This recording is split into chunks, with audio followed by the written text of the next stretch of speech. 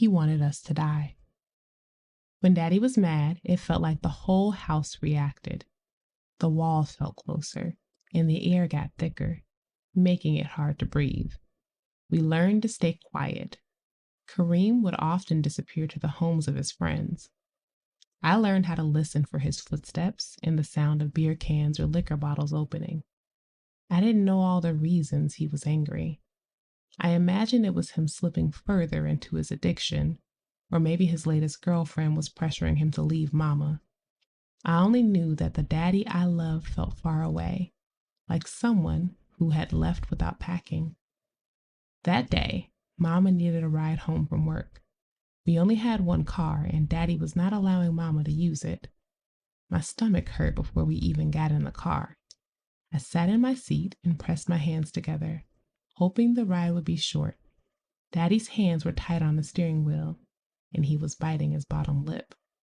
The car smelled bad, sharp and sour, and I wanted to roll the window down, but I didn't dare move.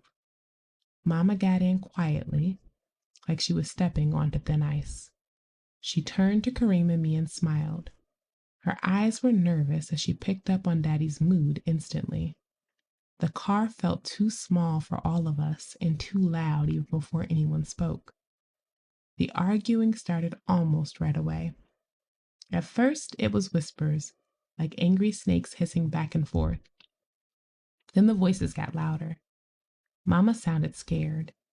Daddy sounded like thunder. Each word made my chest jump. I stared at the dashboard, counting the cracks over and over, because looking anywhere else felt dangerous. I didn't understand why counting was always an escape for me. I would incessantly count tiles on floors, wall panels, light poles, anything that could remove me from the chaos around me. Kareem sat stiff beside me. I could tell he was scared too, even though he didn't say anything. We knew better than to talk. Talking made things worse.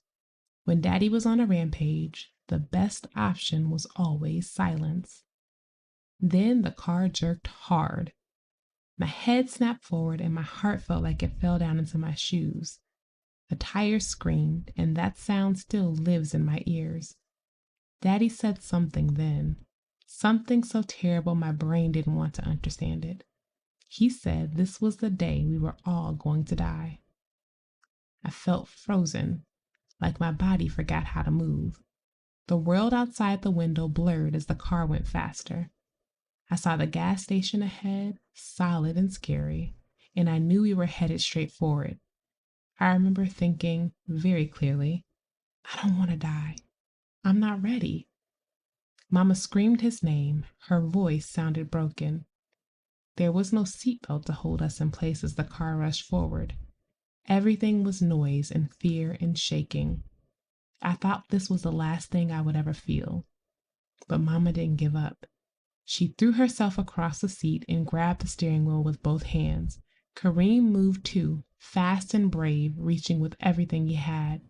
The car fought them, swerving and bucking like it was angry too. Daddy yelled. The engine roared. I shut my eyes and cried.